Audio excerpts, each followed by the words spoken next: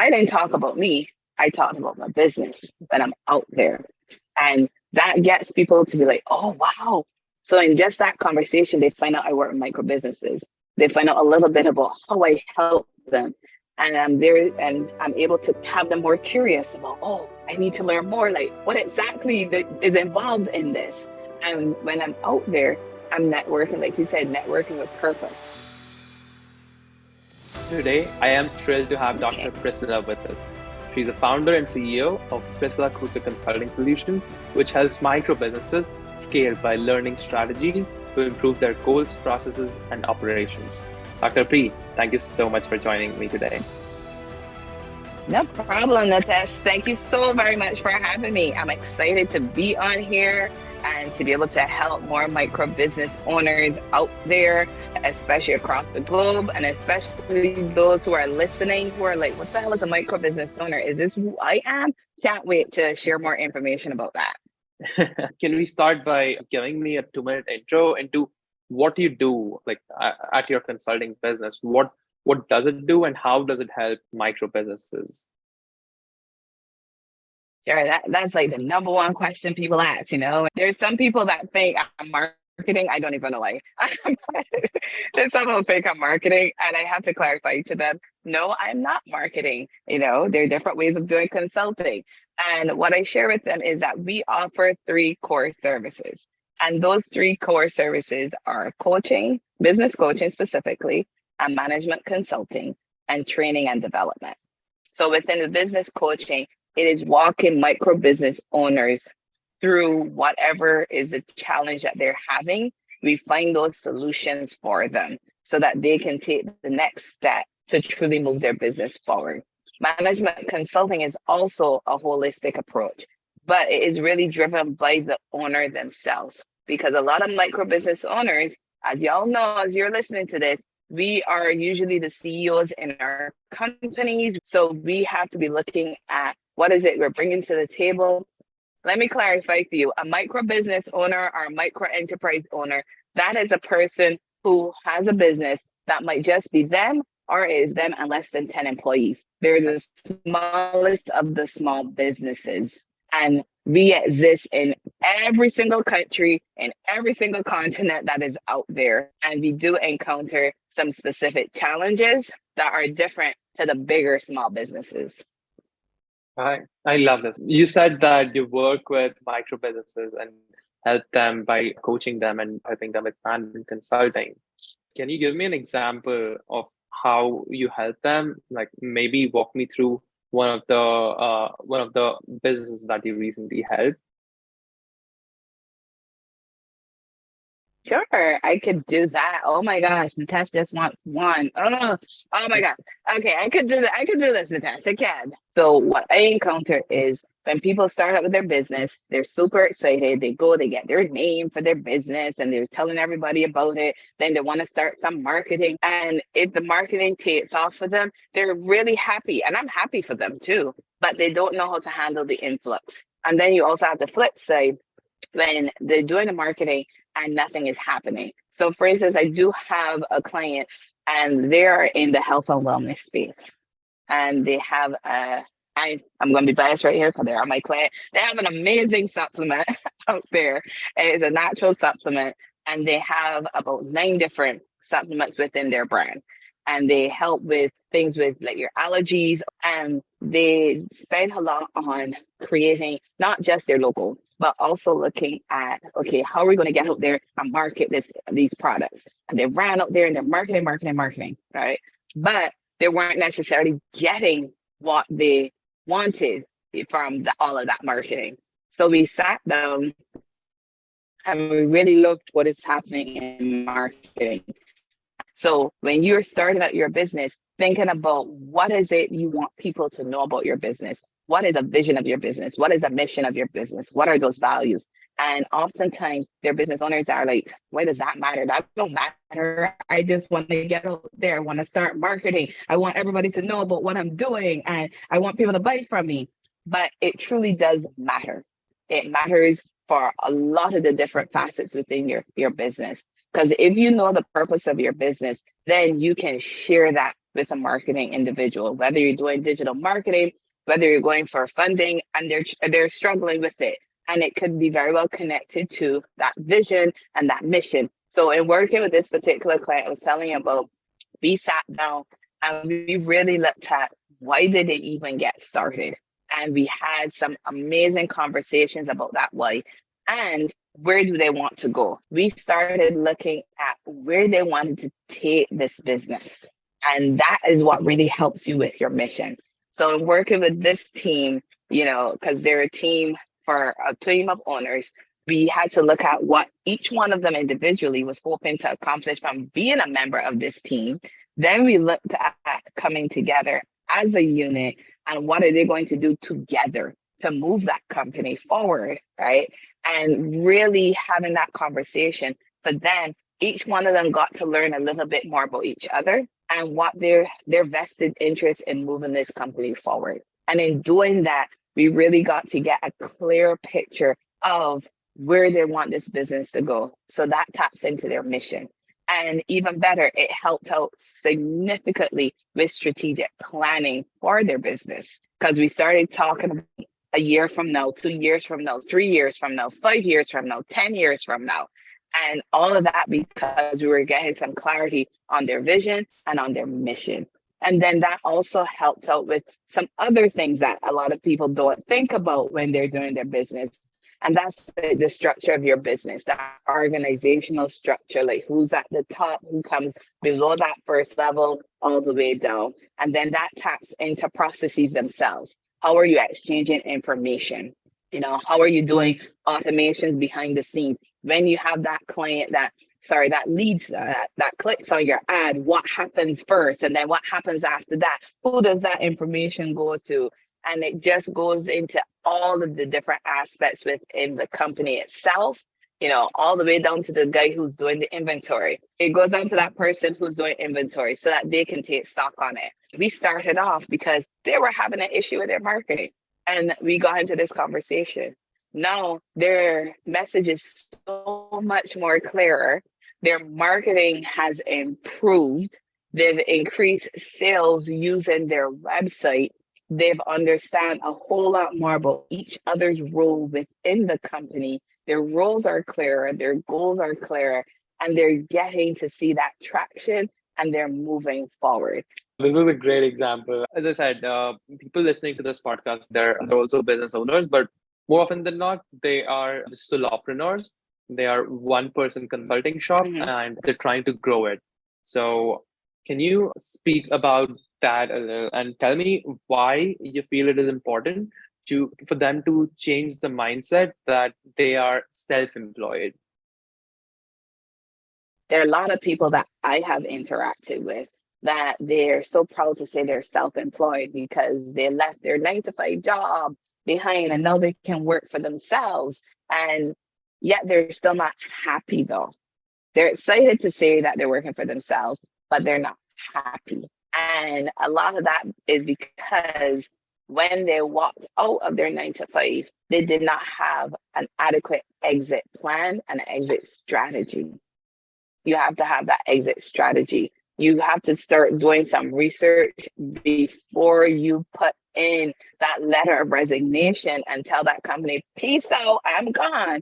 But those who are listening, who have already left their job, and they're like, look, I've been doing this self-employed thing and I'm struggling. It's not working out because I'm running into all these different roadblocks.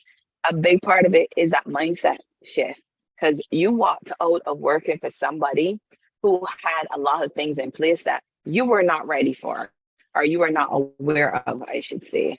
Something so simple as just pens. You were not aware of all of the behind the scenes things that happen. Because just getting a box of pens to you as an employee in your full-time job was a part of an overarching budget that you were not necessarily privy to. Now working for yourself, you have to create a budget. And for a lot of us, we didn't do accounting. So we don't know. We're like, how do we even get this thing started? So something that you're not familiar with becomes part of your challenge and part of your frustration. And then you start questioning about, oh my gosh, should I really do this self-employed thing? Then you also have the part of you start working for yourself and you have to figure out the whole pricing component. And because a lot of us, we start and we're like, oh, we just want to get money, we could be undervaluing our services that we're offering or our product itself. And we're not even realizing that because we didn't take the time to do the necessary research to make sure that we're pricing accordingly. And then when you do get money, we haven't set up ourselves to be an actual business on the back end for finances. So we might be putting all our money together. And by that, I mean, we're putting our personal money with the money coming in from the business. And that's the same money we're paying our rent and our mortgage and our car notes from. And then that's the same money that you have to pull to pay for a marketing person, to pay for the website. And you have it all coming from one pot.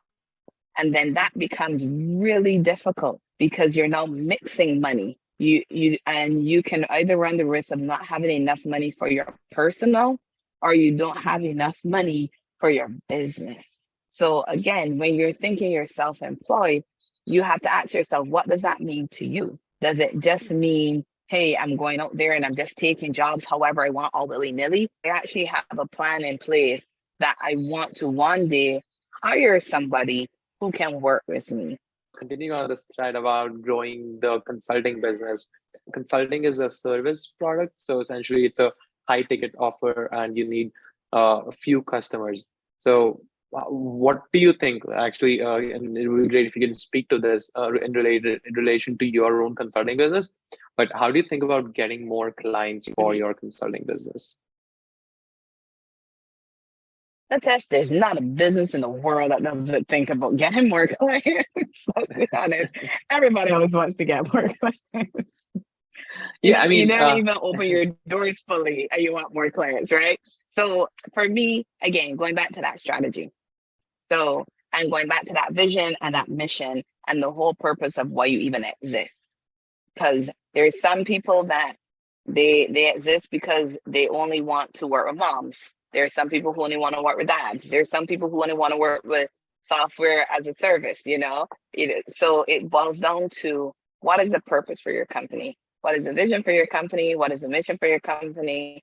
And through that, you go through a whole process of truly identifying who's your ideal client, who's your ideal target market. Some people call them your avatars. Whatever's the phrasing that you use, you got to know who you're going after.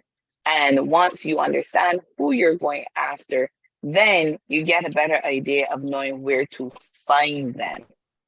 So for some people that are listening to this, they might have products that might do by far better in a storefront, in a traditional brick and mortar, but you still have to figure out in which city would you be the most effective. Because if you have a high-end product, then you must be in an area where you can get those high-end clients, right? Because if you take a very expensive product and put it in an area where you don't have people living in that area who can afford it, then you run the risk of your business going under. So you still got to do the research. Same thing with when you're doing the services or even selling products online. You got to understand who is your ideal target client and where can you find them. I work with individuals where their client is on Facebook. So of course they're posting on Facebook, they're running all their ads on Facebook. Then have another client who their target audience is really on Instagram. So they're on Instagram and they're posting on Instagram, have the whole strategy put in place. Then there are others like myself wherein I can get more clients off of LinkedIn than on Instagram, right? I can get from Facebook, from Instagram, and also LinkedIn.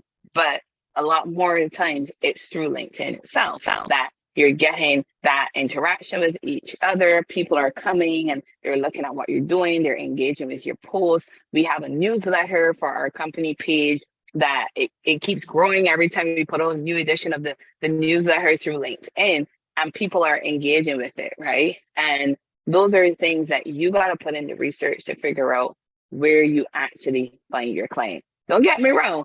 I still go to trade shows. I went to a networking event actually a few weeks ago here in Barbados, and it was in a small group of micro business owners, was able to give a 10-minute presentation for micro business owners while also networking. So you got to network with purpose. And I think we're going to talk about networking later, so I'm not going to bring in too much more about networking right now, but understanding again, who your target audience is, who's your ideal client, knowing where you can find those individuals and going to where they are.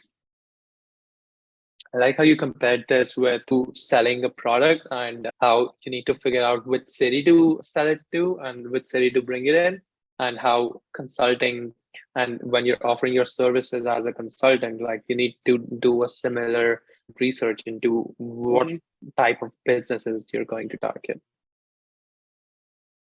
Yes. Now let's talk about networking purposefully. Like, what does it even mean? And can you give some tactical advice for how to how to network with purpose?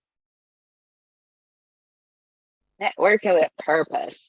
I would start by saying, if you have decided you want to start networking, you're not looking for friends. This is not finding friends. This is you made that decision to have your own business. And your business is, you're going to be the face of your business when you're starting. And then do know a few people who actually hire a CEO or executive director to be that top person. But as a founder, you are going to be the face of your business in the beginning, especially when you can't afford to pay nobody else. You're going to be the face of your business. And when you're out there, you have to understand the difference between you, the individual, and your company, your business. And for a lot of people, they're like, what do you mean? Because it's my business, so it's mine, it's mine, it's mine. But is it? Is it truly the same thing as being you, though? Because we are individuals, we got our own personality, we got our own things we stand for. Then we have our business. Our business is targeting a specific audience. And we have to look at, again, the vision, those mission, those values. And your business is also going to have people, workers, is going to have partners, and you're going to get those people based off of your vision, your mission, your values, right? They're going to be attracted to you. Then when you're going out there to different events, then you have to be asking yourself, are you going out there? For instance, for me, am I going out there to tell people, hey, I'm Dr. P and my favorite food is this and I like to do this? No, I'm going out there and talking about Priscilla Consulting Solutions. And we have 4 core values. And here are 4 core values. Here's our mission statement. Our vision is to be a prominent global leader, to help micro businesses thrive. We're on a mission to increase the number of micro businesses who make it to 5 years and beyond using an OPAL strategy. And if people look at me like, what is OPAL? Then I can go and I say, OPAL is spelled OPLE. And I go, yes, it's not like the OPAL you were thinking, but it's OPLE. And that stands for Organizational Development, Personal Skills and Abilities, Leadership and Education. And it's spelled OPLE because I'm dyslexic. And it's also reflecting the opal, the gem itself, because people think an opal is just white, but it isn't. An opal can come in so many different shapes and colors, and they have such diverse structures and unique characteristics, right? So that's how I view micro businesses, like mine and like others. I view them that way. And if we're so diverse and uniquely structured, then we have to have that approach. And when you find your opal, then your business can thrive. So here it is. I didn't talk about me. I talked about my business when I'm out there. And that gets people to be like, oh, wow. So in just that conversation, they find out I work with micro businesses. They find out a little bit about how I help them. And I'm there and I'm able to kind of have them more curious about, oh, I need to learn more. Like, what exactly is involved in this? And when I'm out there, I'm networking, like you said, networking with purpose, because I have to share information and I'm going to find out, is the person I'm talking to a potential client, or their potential partner, or are their potential vendor? And in the initial 30 to 60 seconds, I don't know which one they are, right? So we continue the conversation and we find out, hey, do we even have similar values? Is it a similar target audience? Are we on a similar mission? Then when you have that crossover, then you're like, you know something? I might be able to help you as a client, or I might be able to help you by partnering with you, or hey, you got something that my company needs. So they might become a vendor. So you're out there and you're going with the intention of figuring out, when I leave this event, what am I going to leave with? Hence networking with purpose. You're not walking into a room just to look cute or to be a wallflower and take pictures and post up on your social media, right? You're going in there to find out, hey, who can be a client of mine? Who's going to be a partner? Who could be a vendor? And in some people's cases, who might be my first or my next investor into my business itself. And networking it can be scary. I'll be honest, it can be scary. And it can take a lot out of you. If you're an extrovert, you're fine. You go in there and you can wing it and you talk to all these different people and it's not exhausting. But if you're introverted, it takes a while because you got to work yourself up to go into a room that has more than one person in it. And you got to ask yourself, how many people do I want to talk to? So it can be a little draining because it's like, this is a room of 100 people. I just want to be over here in the corner. I don't want to talk to anybody. But guess what? If you do that, you run the risk of no one knowing about your innovative idea. So you do have to get your mind ready for, I'm going to talk to 10 people, I'll talk to 5 people and work my purpose in mind of how many people do you want to talk to? Who is it that you want to talk to? Because some networking events, Nitesh, you can actually kind of see some of the industries who are going to be there, right? So you might be saying to yourself, when I go there, I want to talk to somebody who's in shipment. I want to talk to somebody who's in logistics. I want to talk to somebody who's in digital marketing. I want to talk to somebody who's in print marketing. I want to talk to somebody who's in website. So you go, again, networking with purpose, like you say. So you're going with that plan of who is it I want to talk to. And if you don't have a predetermined list of who's going to be at it, but you have a general sense of, hey, these are people in my area and my community who are going to be there, same thing. Like, who is it that I want to connect with at this event? And going ready for those connections. You can have business cards, whether it's a hard business card itself in a traditional old school business card, you can have that, or you can have a QR code like the one I have in this corner. You can have a QR code on your phone, you can save it to your phone, or if you have LinkedIn, there is an option where you can, once you sign into the LinkedIn app, you can tap your picture, there's a scan option, your QR code comes up, you can connect with that person directly. Point is, you have to have a way of sharing your contact information and getting the other person's contact information, because that's where the follow-up component is going to come. Because Natasha, if you and I met in a room at a networking event, and I'm like, oh, we had this whole conversation, and then we walked away, we wake up the next day and we're like, oh, well, I don't remember his last name. Oh, how do I find him? So we had a great conversation, but if we didn't exchange information, then we wouldn't have been able to continue the conversation. And we don't know where that continuing of the conversation can lead. So networking with purpose, you got to know, what do you want to accomplish when you go there? If you're an introvert, you got to add a step of how many people you actually can talk to before the anxiety comes to be too much. What is it you're going to be sharing about your company itself? What are the values? What is the vision? What's the mission? What is your whole purpose for your company? Where do you want your company to be going? And are you looking for a client? Are you looking for a partner? Are you looking for a vendor? Are you looking for an investor? And making sure you have a way of giving your information as well as getting back someone's information. This is solid advice. Thank you so much for sharing this, Dr. B. I'm sure that this will be very helpful for so many of our listeners and myself. So I consider myself an introvert and I'm having a hard time networking, but your words gave me some ideas and motivated me for being a better networker. You are most welcome, Natesh. And being introverted, it is a struggle to get ready and go into a room and you see 100 people and you're like, yeah, I'm ready to go.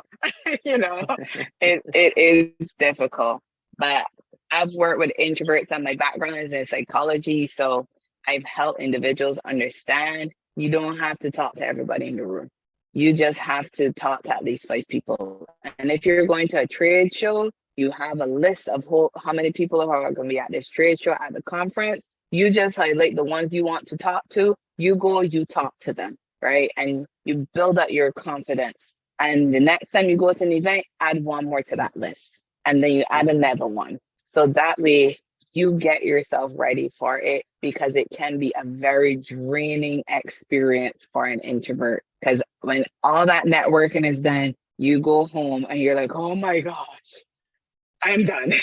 I don't want to do anything else, so it can be draining. You got to do some prep work for it. I want to talk to you about personal branding. So in our previous conversation, and even in this conversation, you hinted that it's important to be using your company's social media account when you're posting content, so that you can have your business build an identity of itself. Can you speak about that a little bit? And why, because in the early days when you have thousands of connection with it versus your company's page, which has like 10 people following it, it doesn't, make sense to invest the time into sharing content on your company's page. But why is it worth it? Oh my goodness. It's worth it for lots of different reasons. Because again, like I mentioned earlier, you have your company, you have you, and then you have your company.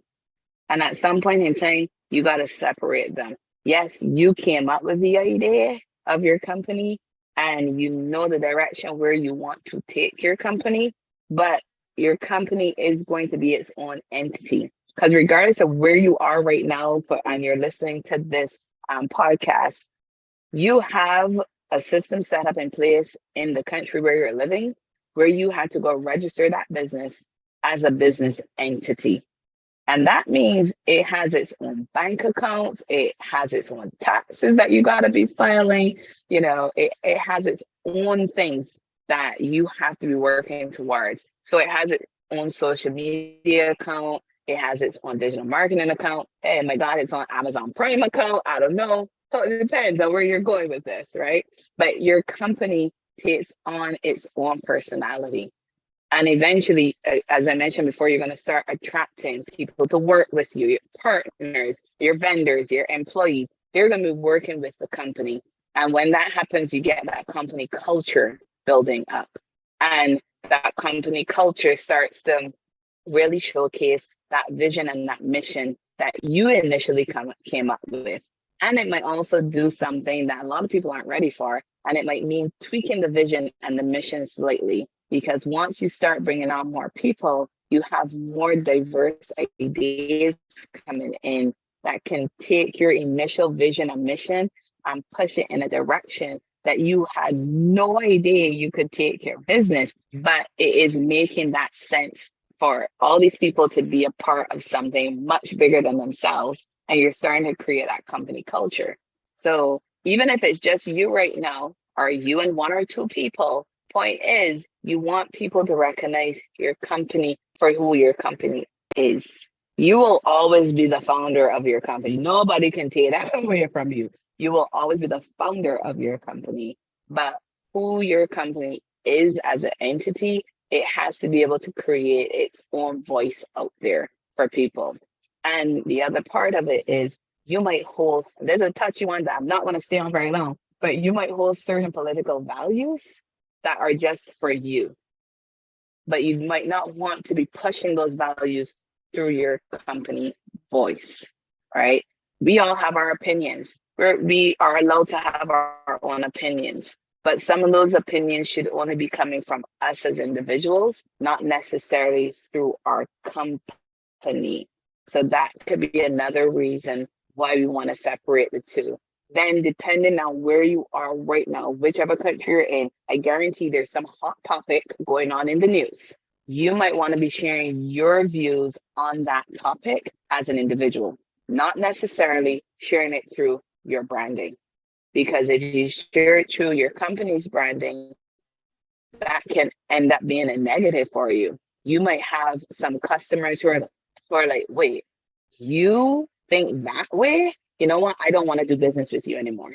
and then they pull out. And it's a funny thing, because if you're posting personally, there's some people who follow your company who might not even follow you personally, right? So you're posting things about yourself personally and your opinions personally, but for some people, that's not the company. The company's something completely different. They're like, okay, well, you think that way, but this is what the company thinks. Then there are other people who are thinking, hey, if you hold those views, I don't want to have anything to do with you. And guess what? Whatever. Everybody's not going to like everything that you like. Everyone is not going to agree with you. And if people don't want to do business with your company because you like the color red and they don't, then guess what? They're probably not for you. But there are going to be several more people out there who love the color red and who are down for doing business with you. And they're going to be like, yes, let's lead this charge. We agree with you. Everybody should wear more red, right? And they might then in turn become your customers itself. I always have a QR code somewhere that people can scan and they can see about it. And when I share on social media, and I learned this is not something I did by myself. I learned this from networking. We just talked network on purpose, networking with people in the marketing field, and really making sure you have a consistency in the font you're using, the colors you're using, the designs you're using, so people get to know who you are. 20 years ago, or is it 30? I forget how old Amazon is. I think Amazon is 30. So almost 30 years ago, when he was starting, a lot of people didn't really know anything about him. And I think he started in his garage is how he started. And it was books, for college students. And a lot of people didn't know anything about Amazon, He had a logo, I'm sure he did, and nobody knew who he was. Now look at us now. It's either you go on Amazon to search something or you're going on Google. But it didn't happen in a blink of an eye. He did put in the effort and kept growing and growing. Same thing with Apple, same thing with Microsoft, same thing with Facebook. You put a brand up there, they all started off, nobody knew who they were. Nike became Nike. Well, then Nike do a lot of education. And then they created what looked like a check mark. And they said, no, that is a swoosh, So now you have the Nike swoosh. So the educational piece. So when you're looking at separating the personal branding from the company branding, you get to educate people on who your company is, what you stand for, how you can help them. And then they get to see you and they learn from you, and you build up that know, like, and trust factor that goes a long way into establishing your brand. Wow, this is so cool that you just shared all of this information, all of this knowledge in this interview right now with me. I think this is an absolute masterclass in personal branding, in networking, and just building a business, a micro business. Thank you so much, Dr. Lee. It has been such a pleasure talking to you and picking your brain about all of these topics. You're welcome. I enjoyed it. I love what I do. Where should people go to learn more about your business? Oh my gosh, he said one place. Oh my goodness, you're making it hard for me here. I don't ever give out one link. Come on. But the main place is our website, and it is DRPK Solutions.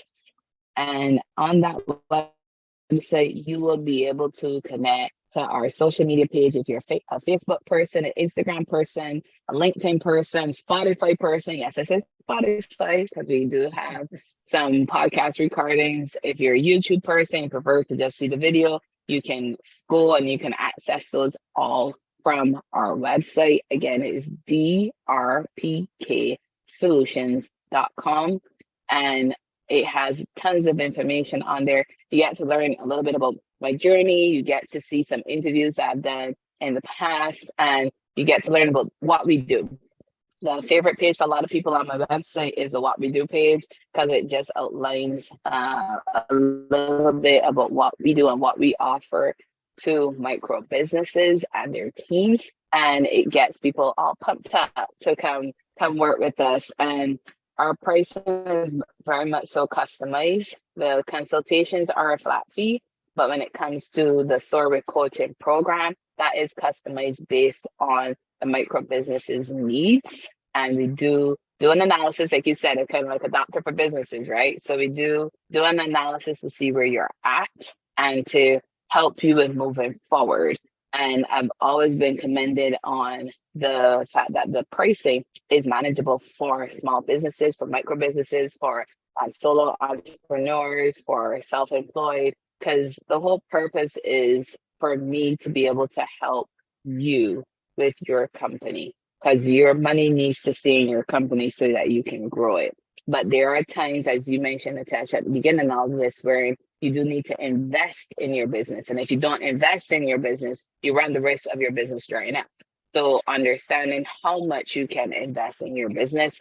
And that's the reason why we do have payment plans, and we do accept payment in all different forms of electronic transfer funds. So if you're in the US, you can Zelle, you can Venmo, and Cash App even. And if you are not in the US, they're not strict, there's PayPal. So there are different ways, because there are people who go, oh, you're only a US based company, I only work with US. And that's not true. We can work with you wherever you are in the world. Do have a client in Dominican Republic. I'm working with an individual right now in South Africa.